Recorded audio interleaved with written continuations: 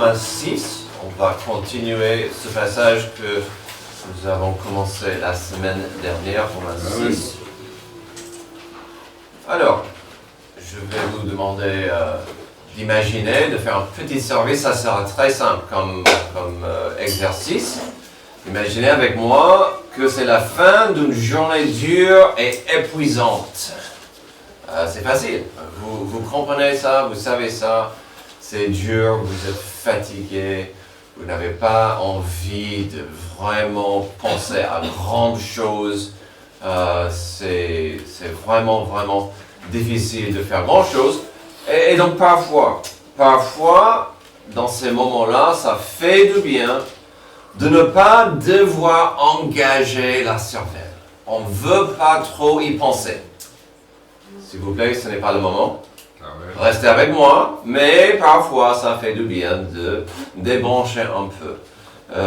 Mais pour beaucoup de gens, ça peut être utile de se perdre dans un livre, ou de se perdre devant une série, ou de scroller sans réfléchir, et ça arrive de plus en plus, de se perdre devant l'écran. Ça arrive, ça peut faire du bien. Mais peu importe ses intentions, même sans se rendre compte de ce qui entre dans son esprit, on peut être impacté, formaté même par ce qu'on laisse entrer ici. Parfois, cette action arrivera exprès.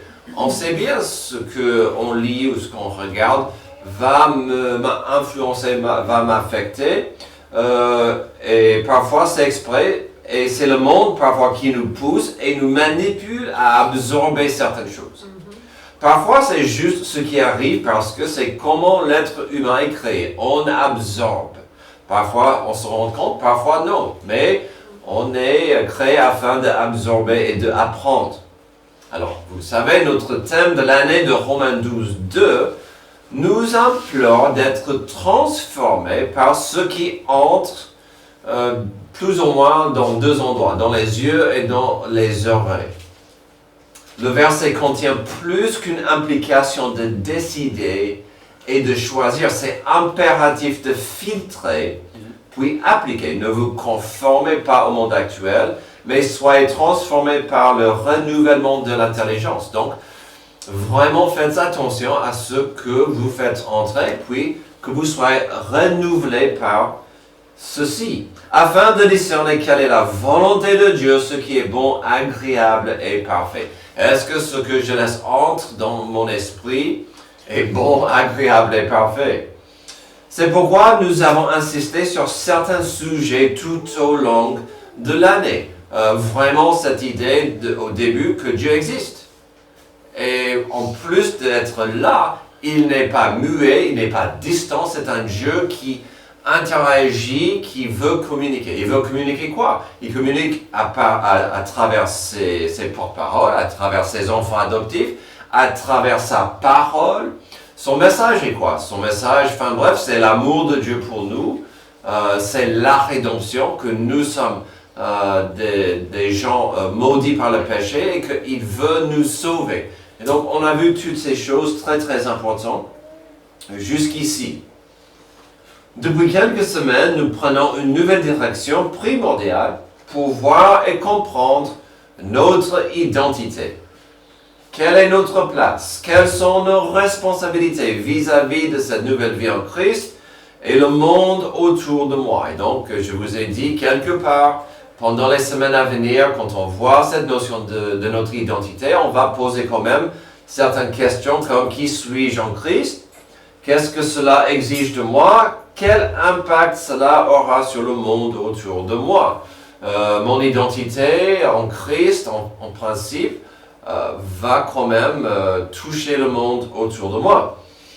La semaine dernière, nous avons débuté un passage énorme et riche sur la gravité, la profondeur, l'importance de notre identité en Christ, surtout au moment du salut.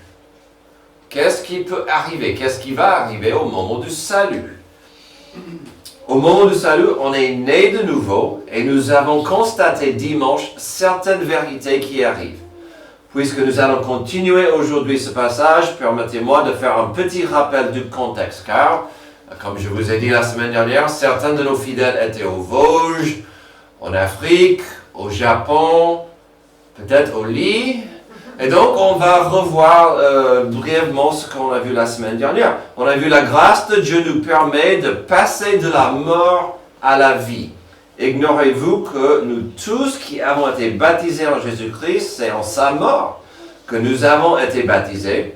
Nous avons donc été ensevelis avec lui par le baptême en sa mort, afin que comme Christ est ressuscité des morts par la gloire du Père, de même nous aussi, nous marchions en nouveauté de vie.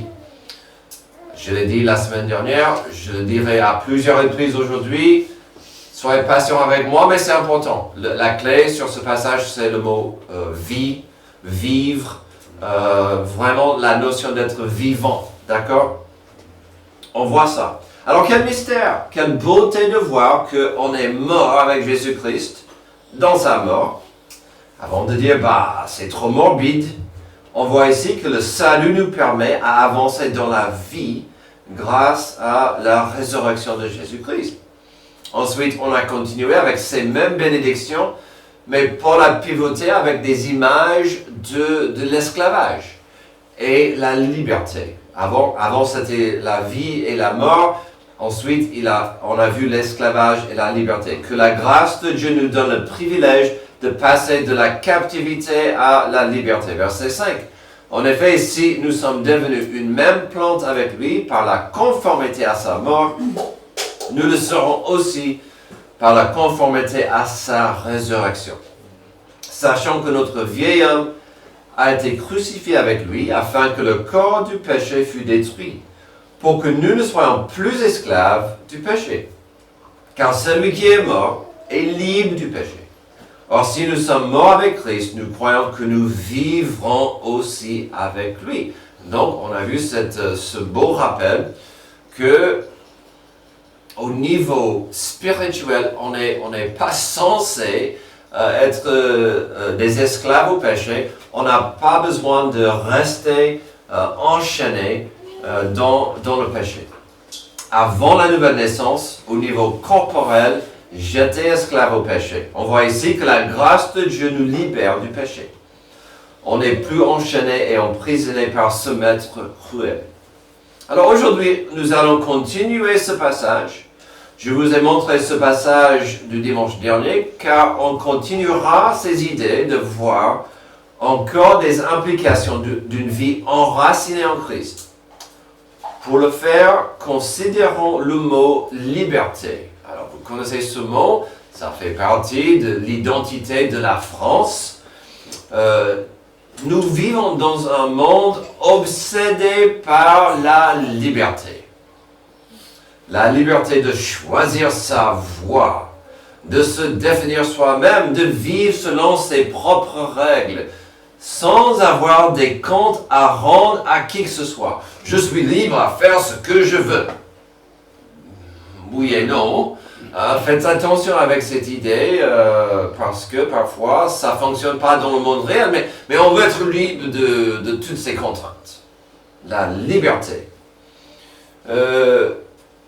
Mais la Bible vient bousculer cette idée d'une manière assez dérangeante, parce qu'elle affirme que nous ne sommes jamais vraiment indépendants.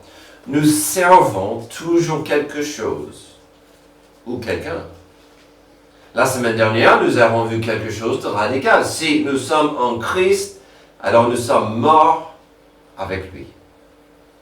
Notre vieil homme a été crucifié avec Christ.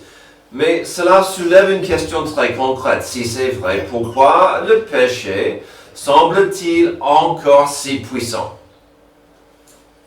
Pourquoi avons-nous encore l'impression que le péché exerce une autorité sur nous? La réponse de Paul, c'est que quelque chose a profondément changé. Hélas, nous ne vivons pas toujours à la lumière de cette réalité. Car il ne s'agit pas seulement d'être mort, il s'agit aussi d'être désormais rattaché à une nouvelle réalité. Nous sommes passés de la mort à la vie, et avec ce passage vient un nouveau maître. Imaginez un royaume où un roi a régné pendant des années. imposant ses lois, exerçant son autorité. Puis un jour, ce roi est renversé. Un nouveau roi monte sur le trône. La question n'est plus qui est roi. Ça, c'est déjà réglé. La vraie question, c'est à qui continuons-nous d'obéir? Vraiment, qui est-ce qu'on va suivre maintenant dans cette nouvelle existence? Et c'est exactement ce que ce passage veut nous faire comprendre dans Romains 6, versets 8 à 14. Il nous montre deux vérités essentielles pour vivre la vie chrétienne. D'abord, une nouvelle réalité au verset 8 à 11. Nous ne sommes plus dans la mort, mais vivons en Christ. Donc, je vous ai promis ce mot. Ensuite, au verset 12 à 14, il y a une nouvelle autorité. Le péché n'est plus notre maître et nous ne devons plus vivre comme s'il était encore. C'est pas toujours facile parce que souvent on va tomber dans les anciennes habitudes, les anciennes actions qui sont liées au péché car c'est trop simple. Et donc, voyons notre identité en Christ. Son identité en Christ, c'est une question de vie ou de mort. Verset 8. Or, si nous sommes morts avec Christ, nous croyons que nous vivrons aussi avec lui. Car nous savons que Christ ressuscité ne meurt plus. La mort n'a plus de pouvoir sur lui. Christ est mort, et c'est pour le péché qu'il est mort une fois pour toutes. Maintenant qu'il est vivant, c'est pour Dieu qu'il vit. De la même manière, vous aussi considérez-vous comme mort pour le péché et comme vivant pour Dieu en Jésus-Christ notre Seigneur. Amen. Un des passages le plus riche, le plus magnifique que nous ayons dans la Bible. Alors, puisque nous avons coupé ce passage en deux, il est normal de revoir ce thème-là où j'ai dit c'est une question de vie ou de mort. Mais si Paul en revient encore, c'est parce qu'il voulait vraiment qu'il y ait une compréhension et une application de certaines vérités. Le verset 8 résume bien cette notion de la mort de notre ancienne réalité. Or, si nous sommes morts avec Christ, et on l'a vu, on est mort avec Christ, nous croyons que nous vivrons aussi avec lui. On n'est pas si loin de la Pâque, la beauté de la Pâque, la joie de la Pâque. Oui, Jésus est mort, nous sommes morts avec lui. Puisqu'il est ressuscité, nous sommes vivants. Et on peut vivre aujourd'hui pour lui et avec lui. Puis comme je vous ai expliqué et promis la semaine dernière, la vraie clé sur ce passage, c'est la vie, ou de vivre, d'être vivant. C'est vraiment important que nous comprenions cette notion. Alors, ayant donné au verset 8 ce beau rappel, au verset 9, Paul ajoute un détail incroyablement important pour nous, pour le monde et pour plusieurs doctrines. Des doctrines, par exemple, liées au salut, à la rédemption, mais aussi à notre adoption, ou le thème du jour, notre identité. Le verset 9, car nous savons que Christ, ressuscité, ne meurt plus, la mort n'a plus de pouvoir sur lui. Oui, il est mort. Il a gagné. Il est ressuscité, il a gagné. La mort n'a plus de pouvoir sur lui. Et nous n'avons pas besoin d'avoir peur de la mort. Nous n'avons pas besoin d'être dans une position de dire, mais qu'est-ce qui va m'arriver après ma mort? Jésus est mort une seule fois. Sa souffrance, sa mort, son œuvre rédemptrice, c'était un des moments les plus fondamentaux et importants dans l'histoire de notre planète. Puisque le Père l'a ressuscité de la mort et qu'il est vivant, il ne peut pas mourir une deuxième fois et la mort n'a plus de pouvoir sur lui. Alléluia. Amen. Notre Seigneur est vivant et il a gagné. Il est bien plus qu'un homme sage et doué. Il est bien plus qu'un prophète. Jésus-Christ, c'est le Seigneur des Seigneurs, le Roi des Rois. Mais cette vérité profonde continue au verset 10. Christ est mort, et c'est pour le péché qu'il est mort, une fois pour toutes. Maintenant qu'il est vivant, c'est pour Dieu qu'il vit. Alors, on verra le verset 10 entièrement, mais pour le moment, focalisons à la première moitié du verset pour un moment. Jésus l'a fait, il l'a subi, et il n'a plus besoin d'en revenir. Christ est mort une fois. Il ne va pas en revenir. Le salaire, le fruit du péché, c'est la mort. Et ça dit que Jésus est mort pour le péché. La chose magnifique et merveilleuse, c'est que il était innocent. Donc oui, il est mort pour le péché, les miens, assez nombreux mes péchés, mais Jésus est mort pour nos péchés. C'est incroyable. Le verset 10 nous rappelle avec joie que Jésus est mort pour vaincre le péché et de dominer contre la mort. Et qu'il a fait une fois pour toutes. Une seule fois. Jésus l'a fait. Si vous êtes comme moi et vous croyez que le salut ne se perd pas, voici une bonne raison pour laquelle on tient une telle position. Mais en plus de cela, on voit l'importance capitale de la repentance et la sanctification. Quelque part, si je disais que Jésus est mort une fois, et je comprends la gravité de cet acte et l'amour qui a envoyé Jésus à la croix, ma réponse à la première phrase du chapitre 6 serait simple. Si vous n'étiez pas là, je vais relire la première phrase, le premier verset du chapitre 6. Si vous l'avez dans vos Bibles, vous pouvez voir. Que dirons-nous donc? Demeurions-nous dans le péché afin que la grâce abonde?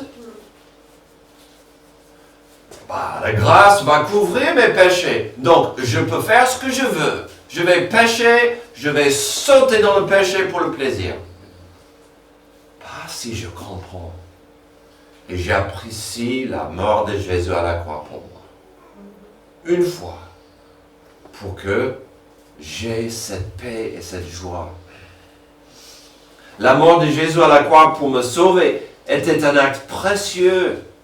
Comme on a vu à plusieurs reprises déjà, c'était la preuve de son amour. Je vous ai dit, il y a quelques moments, de focaliser sur la première moitié du verset 10, mais voyons l'importance de la suite, surtout liée à cette notion de la vie. Pourquoi et pour qui va-t-on vivre? Pour qui ou pourquoi est-ce que vous vivez? Bon, je vais relire quand même la première moitié. Christ est mort, et c'est pour le péché qu'il est mort une fois pour toutes, maintenant qu'il est vivant. C'est pour Dieu qu'il vit. Spoiler, ça c'est une bonne raison d'être. C'est pour Dieu qu'il vit. De la même manière, vous aussi, considérez-vous comme mort pour le péché, et comme vivant pour Dieu en Jésus-Christ notre Seigneur. Jésus est mort pour le péché, pour gagner contre la mort.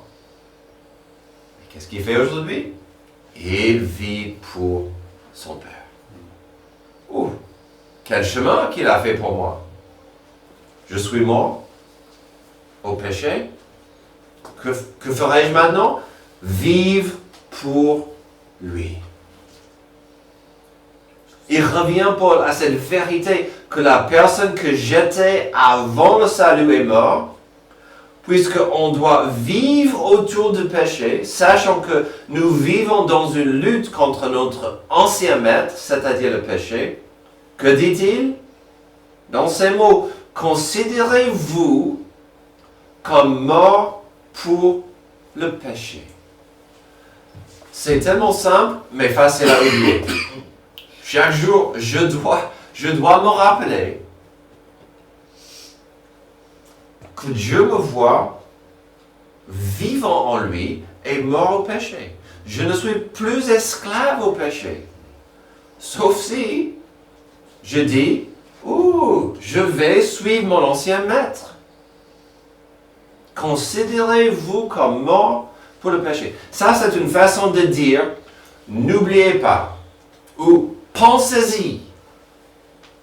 Rappelez-vous.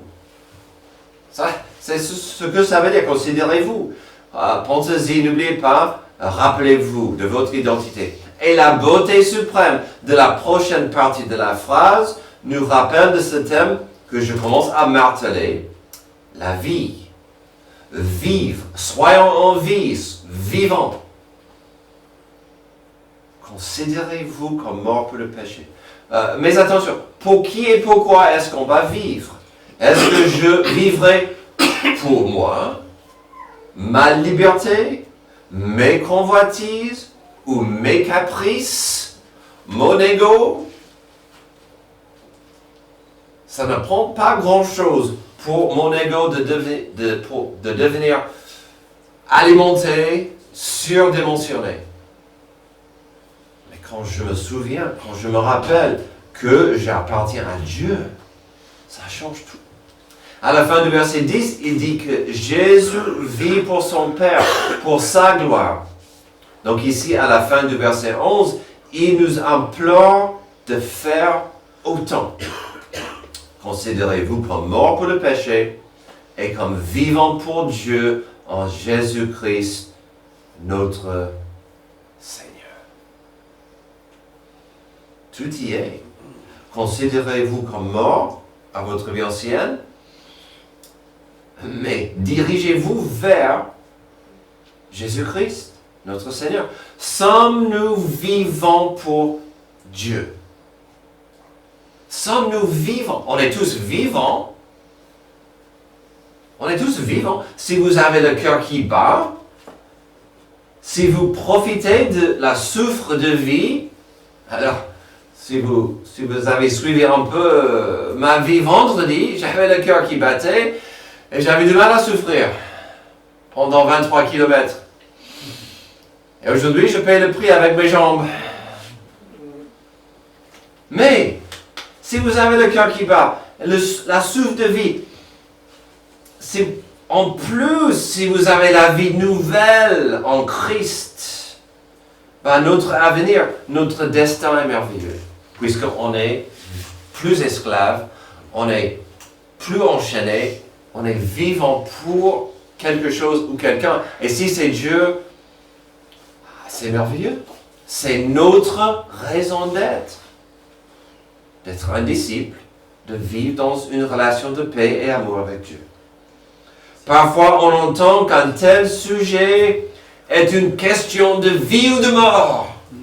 Si je rate cet entretien pour mon nouvel poste, c'est une question de vie ou de mort.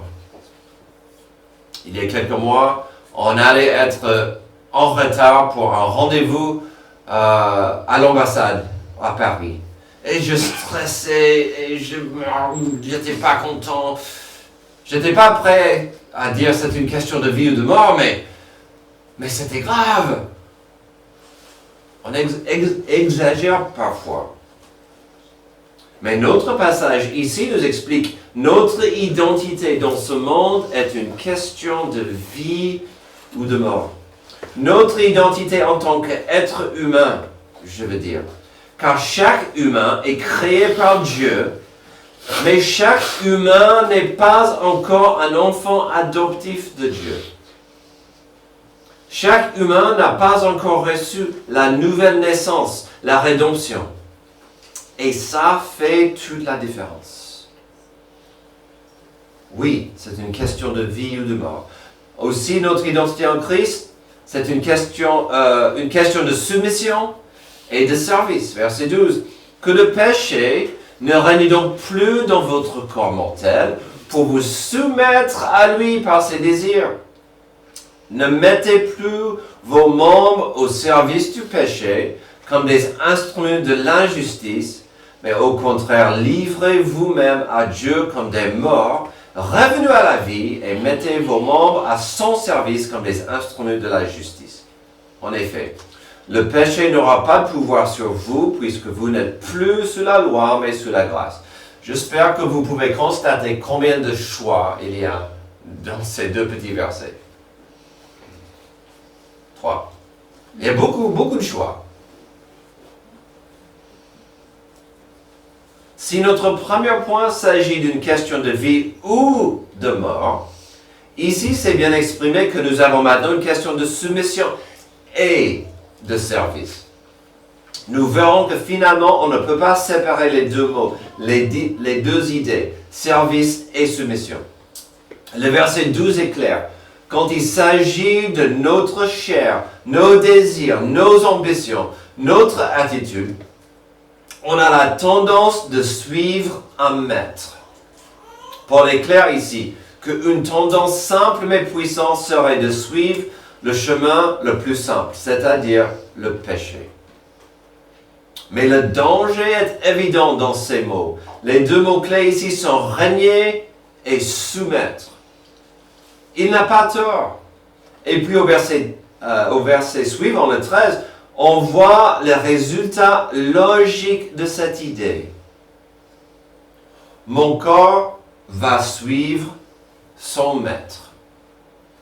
Si mon maître c'est le péché, mon corps deviendra très facilement un instrument d'injustice. Un quoi? Un instrument d'injustice. Alors, ce tournevis, c'est neutre. Ce tournevis va servir son maître. Il peut crever un œil. Il peut casser une fenêtre. Ou il peut régler une chaise qui fait trop de bruit. Il peut monter une meuble. Voici un exemple simple de nos corps. Et quand il dit que nos membres peuvent servir l'injustice, ne tombez pas dans le piège d'imaginer que ce mot injustice s'agit des crimes contre l'humanité. Oh, des pécheurs, leur corps sert comme instrument de l'injustice.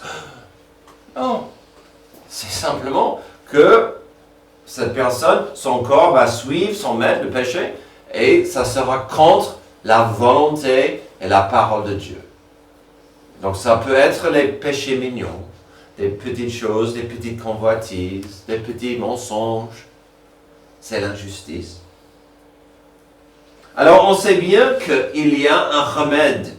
Il y a une réponse à ce dilemme. On peut la trouver dans la suite du verset 13. Mais au contraire, livrez-vous vous-même à Dieu comme des morts revenus à la vie et mettez vos membres à son service comme des instruments de la justice. Encore, il dit, le choix est à vous. Quel maître est-ce que vous allez suivre? Quel maître sera plus important à vos yeux? Déjà, cette première phrase est un reflet, un rappel de ce que nous avons déjà vu par rapport à notre salut. Des morts revenus à la vie, disponibles à vivre pour Dieu et sa justice. C'est magnifique ce verset. Au contraire, livrez-vous même à Dieu comme des morts revenus à la vie. Mettez vos membres à son service comme des instruments de la justice. Voyez-vous ce que cela signifie d'autre? Comprenez-vous ce qu'il est en train de dire ici? Romains 12, 1 qui introduit si bien notre verset phare de l'année. Je vous encourage donc, frères et sœurs, par la compassion de Dieu, à faire quoi? À offrir votre corps comme un sacrifice vivant, saint, agréable à Dieu. Ce sera de votre part un culte raisonnable. Il dit la même chose. Regardez ça, il dit la même chose. Votre corps, votre cœur, votre corps va servir quelqu'un ou quelque chose. La volonté de Dieu, c'est qu'on soit des instruments de justice, de suivre le bon maître. Terminons notre passage avec la très bonne nouvelle de verset 14. Si on comprend l'importance de notre identité en Christ, il ne sera pas problématique de lui être soumis. La soumission, c'est un gros mot, je sais. Mais dans la Bible, ça implique que de l'amour. Ça sera un culte raisonnable et une action qui nous comble. Et comme nous avons établi, on sera affranchi afin d'être dans une relation de paix et amitié avec notre Sauveur. Verset 14. En effet, le péché n'aura pas de pouvoir sur vous, puisque vous n'êtes plus sous la loi, mais sous la grâce. La grâce de Dieu nous permet d'avoir une relation de paix et amitié avec notre Sauveur. Et quand cela arrive, il devient notre Seigneur. Et pour beaucoup de chrétiens, il y a une grande différence. Je suis désolé, ça m'attriste, mais il y a beaucoup de chrétiens dans le monde qui vont dire « Oui, Jésus, c'est mon Sauveur. » Ok, est-ce qu'il est votre Seigneur?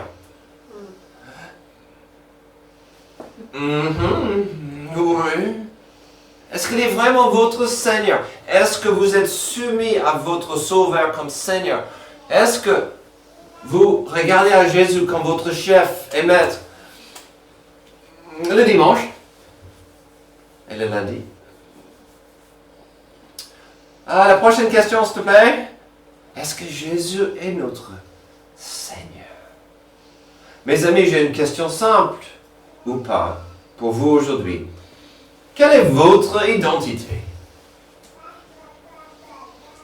Une réaction simple et logique aurait des mots liés à votre nationalité, votre sexe, vos responsabilités professionnelles.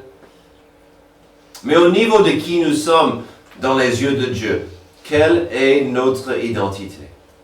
La planète entière contient des gens qui sont la création de Dieu. Dieu est leur créateur, mais malheureusement, Dieu n'est pas encore leur sauveur ni leur Seigneur. Notre passage nous rappelle de la gravité de notre identité. Chaque personne sur la planète est un serviteur à quelque chose ou à quelqu'un. Si Jésus-Christ n'est pas son sauveur ni son Seigneur, la personne sera soumise au monde, un serviteur à se mettre.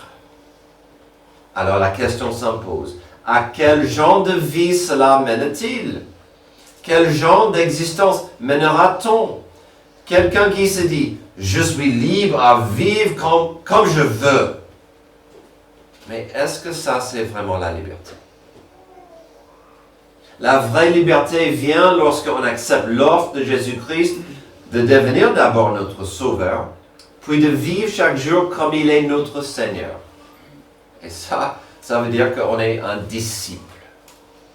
Si la clé du chapitre 6 est de définir et illuminer la différence entre la vraie vie et la mort, de comprendre ce que représente la vraie liberté face à une vie de servitude, une vie enchaînée à la frustration, une vie abattue et impuissante, je vous invite à accepter l'invitation de Jésus, de mourir à la vie ancienne et de marcher avec lui dans la vie.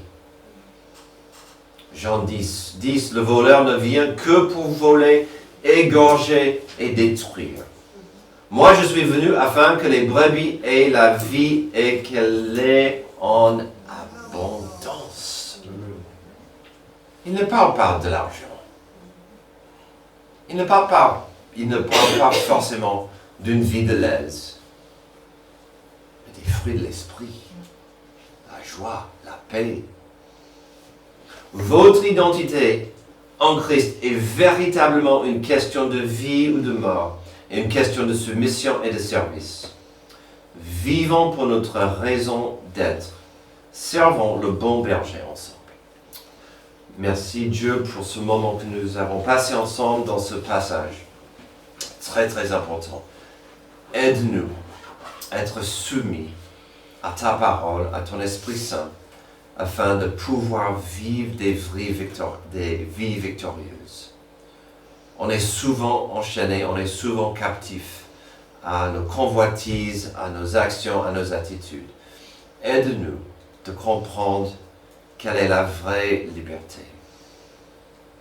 Ça vient grâce à toi, de ta grâce et ton acte à la croix.